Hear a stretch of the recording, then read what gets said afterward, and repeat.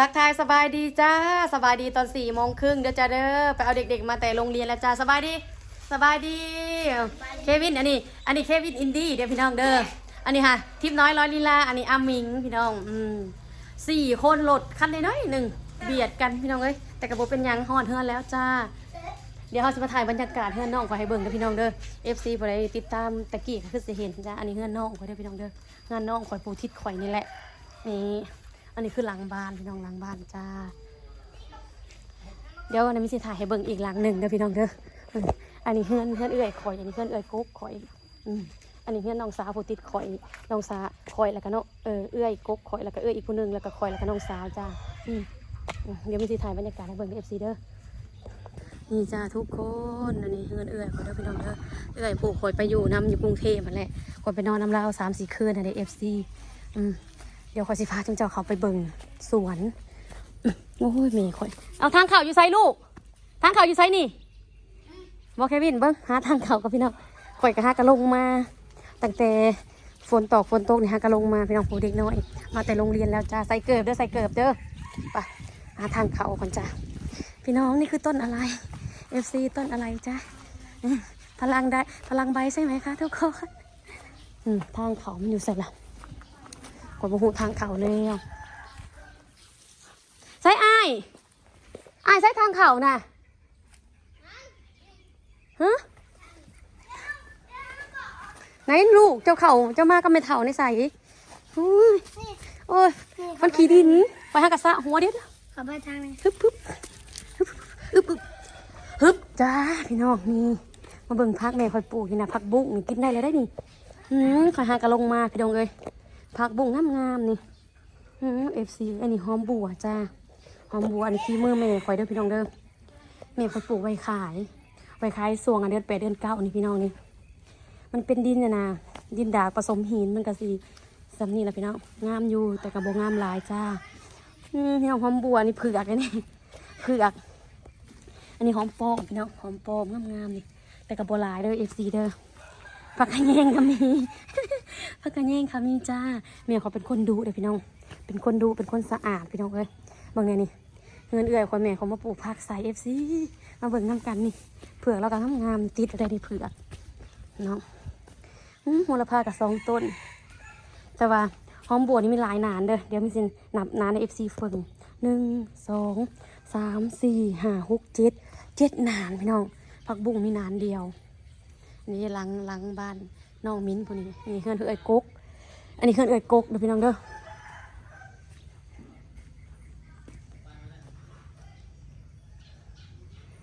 อันนี้แม่คอยปลูกผักพี่น้องมายังลูกเป็ดบ่มีไก่บ่มีนี่พี่น้องแม่คอยปลูกหากับปลูกใหม่นี่ดูได้แม่คอยนะพี่น้องเอ้ยลูกอีลีซุปนี่ฮะกระปุกยังบ่ทันออกเด้อ FC เด้อแต่ว่าถ่ายบรรยากาศให้ FC เบิ่งซื่อๆนี่เป็นจังได๋แม่ค่อยปลูกผักอยู่ในเฮือนพี่น้องเฮือนดิแล้วฮะกะหวานมื้อวานนี่ได้นี่หอมป้อมนี่สงสัยนี่มาพี่น้องฝากกดไลค์กดแชร์กดคอมเมนต์ช่องมินอินดี้เด้อพี่น้องเด้อมักต้องกับมืดแล้วพี่น้องเอ้ยยามมักต้องกับมืดแล้วมิ้นบ่เคยลงมาซื่อบ่เคยลงมาโดดแหละบ่ได้ลงมาโดดแล้วพักอีเมจจนใหญ่พี่น้องหากลงมาบ่หัวทางสีขาวอย่าว่ามินเด้อ FC เด้อเฮ็ดหยังเนาะเราเอาน้ำใส่บ่อย่าไปลงเด้มันเปื้อนได้ลูกไทยก็อยากขายเป็ดอยู่เฮือนหมู่ข่อยอยู่เซโนทั้งแบ่งพวกหาก็ขึ้นออกเราเจ้าให้อย่าดื้อเด้อเด็กๆอย่าดื้อเด้อนี่ปลาเฮาแม่เอามีเงาหยาดของเฮาหยาดยังคือหยาดของน้องก็เลยเล่าสิมาขอเฮามาดูฝนแล้วพี่น้องเด้อมาเนี่ยเปียกเมื่อทันโอ้ยปตายานเนาะปตายานมันสอดหาบ้านน้องคอยเด้อพี่น้องเด้อยามฝนกับแบบนี้แหละพี่น้องเอ้ยคนทางกับเปื้อนนี่นะทางหน้าบ้านน้องคนนี้รู้เป็นสายห้องเลยเป็นสายน้ำเลยพี่น้องเงินน้องกว่าพี่เด้อซอยสนใต้พี่น้องเอ้ยแคม FC ติดตามช่องมินก็สิเห็นมินบริลงมาลายมือมาเบิ่งก็นี่น้ำมันไหลเสาะลงมานี่พี่น้องเฮือนน้องมินเด้อนี่เด้อ ก็ได้ติดตามช่องมินาซิโฮเห็นจะหน่อยถามมาเฮือนไทยบ่แม่นเฮือนข่อยเด้อพี่น้องเด้อเฮือนน้องข่อยเขามาส่งหลานข่อยมาส่งหลานอันนั้นหลานข่อยกับลูกข่อยเฮียนโรงเรียนเดียวกันก็เลยข่อยไปหาบตอนเช้าน่ะไปไผไปลาวตอนแรกน่ะข่อยไปหาบพี่น้องข่อยไปหาบลูกข่อยแล้วก็หาบหลานเลยมื้อใดไปเล่นเฮือนเช้านางกะบ่ได้ไปหาบให้ลูกเพิ่นไปหาบให้แม่เพิ่นไปหาบเองจ้าให้เด็กเห็นหยังม้าขี่รถม้าขี่รถพี่น้องอันนี้ลูกฟีโป้คอยเด้อคือฟีโป้เลยม้าขี่รถพี่น้องขี่รถจากมึงนี่ว่าลูกมันขี่รถสิแม่มันกับขี่รถอยู่ตะกี้นะขี่รถอยู่พี่น้องตะกี้นะบอแล้วแม่ของมันพะโลม แม่ไปบอกฮะ ดูเอาขึ้นลูกขึ้นให้มันขึ้นลูกขึ้นอย่าฟาดไม่สิขึ้นไว้ขึ้นไว้ดิขึ้นนะแม่ขึ้นลูกขึ้นนี่ขึ้นนะแม่นี่ขึ้นนี่ไปได้ขึ้นได้ขึ้นนะแม่แล้วมาพี่น้องคอยขึ้นมาเทิงเฮือนน้องเขาเลยได้น่ะกวง2 ห้องนอนพี่น้องเลยบรรยากาศว้าบริเวณทีมน้อยแม่มาเบิ่งพี่สังอันนี้FC ปากกดปากกัดจุบุเอามาไว้ในเฮือนพี่น้องอ้ายน้ำตอนนี้มันเป็นฝอแล้วเปลี่ยนเด้อนี่เอาน้ำสะอาดเด้อนี่มันเงาเลยนะมันเคี้ยวเลยนี่มันลอยเลยนี่พี่น้องคนคือใส่กระปุกแบบนี้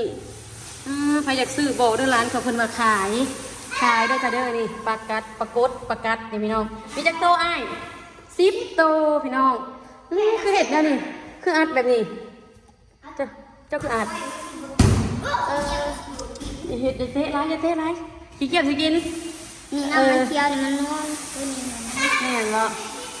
พอเขาเอาออกมันจะคึมกันมันเหมือนคึมมันตายบังกันไปพี่น้องบ่ให้มันเห็นกันแล้วมันสิตีกันมันสิกัดกันร้านค่อยว่างามเด้อมี10 โตจาก FC ป้าพี่น้องป้าคอยสิขึ้นเมื่อแล้วป้าให้ร้านอยู่อัดเฮือนเด้อนี่มึงป้าพี่น้องป้าก็สิขึ้นเฮือนก่อนเลยฝากกดไลค์กดแชร์กดคอมเมนต์ช่องมินดี้นี่เด้อขอบใจหลายๆเข้ามาติดตามลืมโทรศัพท์แล้วเว้ยใส่เมื่อก็ลืมโทรศัพท์มาจากทุกคนหลังจากมาแต่เฮือนน้องสาวเขาก็อาบน้ำแต่งโตแล้วก็พาทีมนอนมากินแฮมเบอร์เกอร์เด้อพี่น้องเด้ออ่านเอาจากภาษาอังกฤษมินอ่านบ่เป็นจ้ามาเด้อพี่น้องเด้อมากินน้ำมินกับลูกเด้อจ้าเด้อเขาสั่งไปสูตรหนึ่งสบายดีเด้อพี่น้องเด้อราคาก็ประมาณ100 ไปกว่าบาทนี่แหละลูกกินผู้เดียวคิดว่าจะกินหมดดอกแต่ละเทื่อก็กินหมดใกล้ๆกับเซเว่นนี่แหละจ้าแม่ก็ทากินของลูกเดี๋ยวมาสั่งเด้อขอสั่งสูตรเดียวจ้าทุกคนมากินน้ำกันมาจ้ามาแล้วพี่น้องมาแล้วเด้ออันนี้แฮมเบอร์เกอร์จ้ามีแฮมเบอร์เกอร์แล้วก็มีเฟรนช์ฟรายเขาแถมแป๊บซี่ก็เอิ้นเป็นสูตรนี้เท่าไรโกะ86,000บ่แม่นแสนปลายเด้อจืดผิดเขาเว้าผิดพี่น้องทีมเราไปงอกไปงอกมาเพิ่นเห็นนะคนเวียดเขาหยอกกันเด็กน้อยเขาหยอกกันเพิ่นก็แนมพี่น้องลูกข่อยใช่ปะกินเฟรนช์ฟรายแล้วก็อิ่มเลยบ่อยากกินได้แฮมเบอร์เกอร์ปานนี้แต่ว่าแม่ว่าสั่งมาหยังแคมสั่งมาบ่กินแล้วบ่ได้เลยเพราะว่ามันฮ้อนก็ยังบ่ทันได้กินแม่จังนั้นก็สิกินเพิ่นว่านะกินจังว่าแฮมเบอร์เกอร์นี่เพิ่นกินได้ผักพี่น้องมันสิมีผักใบหนึงก็ได้แฮมเบอร์เกอร์มีขาไก่นี่คือบ่อยากนี่เนาะสิ้นไก่นี่เผ็ดนิดนึงแต่น้อยก็กินได้อยู่มาจ้าทุกคนผ่านไปแป๊บเดียวที่น้อยกินใกล้จะหมดแล้วจ้ามาเด้อ FC เด้อคอยทากินตัวเรือของลูกขอพี่น้องอันนี้ก็กินบ่หมดดอกพากันกินแล้วก็มานะซื้ออาหารสดพี่น้องมีครบหมดแต่ไปอยากได้ยังไปอยากซื้อยังในมาห้านนี่พี่น้องว่าจะเป็นต้องไปตลาดสะดวกสบายอาหารใส่แข็งก็มีเมื่ออาหารสดก็มีเครื่องปรุงก็มีครบพี่น้องแต่ว่าราคาอยู่ในนี่กับราคาตลาดก็ลื่นกันอยู่พี่น้องก็ลื่นบ่หลายเด้อหาบล็อกคารี่พี่น้องกินน้อยว่าสิเอาผักรวมแม่ว่าจะกินบ่เบิดบ่เอากระยาลูกไปซื้อบล็อกคารี่เอาว่ะปัดย่างไปย่างมาบล็อกคารี่เบิดบ่มีบล็อกคารี่ลูกเขาเลยบริสุทธิ์ลูกมันมักบล็อกคารี่เด้อพี่น้องเด้อแต่ก็เลยบ่เอาซะตัวนี้มาจ้าทุกคนมาส่องบล็อกคารี่บ่เห็นบริสุทธิ์ FC เอ้ยบล็อกคารี่ ฝากกดไลค์กดแชร์กดคอมเมนต์ช่องมินอินดี้เด้อพี่น้องเด้อมื้อนี้หาคลิปมินเอาคลิปเด็กๆที่มาแต่โรงเรียนแล้วก็คลิปไปกินแฮมเบอร์เกอร์คลิปมาเซเว่นมารวมกันเด้อพี่น้องเด้อฝากกดไลค์กดแชร์กดคอมเมนต์ช่องมินอินดี้เด้อ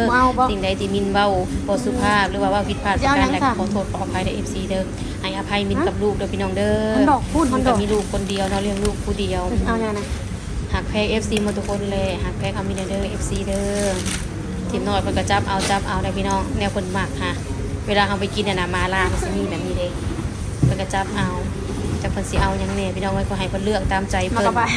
แล้วก็มาเจอคนรู้จักพี่น้องเพิ่นก็มาซื้อเครื่องคือกัน กับใคร บาฟตาโลซื้อเพิ่นน่ะ เอานี่ลูกเอาแจวซีดานเนี่ย ข่อยสิมาซื้อแจวซินดาพี่น้องนี่แจวซินดาปานข่อยมีหลายยี่ห้อได้ เอาขวด เพิ่นแซ่ บ่เอาขวดตัวนี้ เย็นเมียนเพิ่นอยากได้รสใดก็เลือกเอารสพี่น้องข่อยก็เอาไปตุ๊บนึงจ้าเอาสิเอาไปลวก กินเห็ดแบบซุกี้นะซุกี้น้ำนะซุกี้แห้งนะป้าพี่น้องป้าเอาสิไปเอาอย่างต่อมาลุ้นต่อกันกับมาลุ้นต่อจ้า FC ที่น้อยจะไปเอาอะไรต่อจ้ามีภาคเสียงพี่น้อง เฮ็ดใหญ่บ่เล็กน้อย คนหมักเฮ็ดพี่น้อง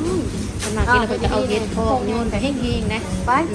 นางหมักไปเซเว่นไปนะห้านขายเครื่องอาหารสดนี่ก็สิเลือกเองพี่น้องเป็นคนเลือกเองแต่เพิ่นว่าน้ำมันบ่มีแม่น้ำมันเมิดเพิ่นเห็นน้ำมันเมิดพี่น้องก็เลยอยากไปเอาน้ำมันลูกก็หูได้ตัวดีนะพี่น้องเลือกตัวดีบ่ได้เจ้าคือเบิ้งพ่อแม่พากินสบายเนาะลูกเขาก็กินสบายกินแบบอาหารแพงๆนะพี่น้องคนบ่เลิกไม่แจวลูกซีนคนเอาแจวลูกซีนอีได้เพิ่นจะเอาไปกินกับพวก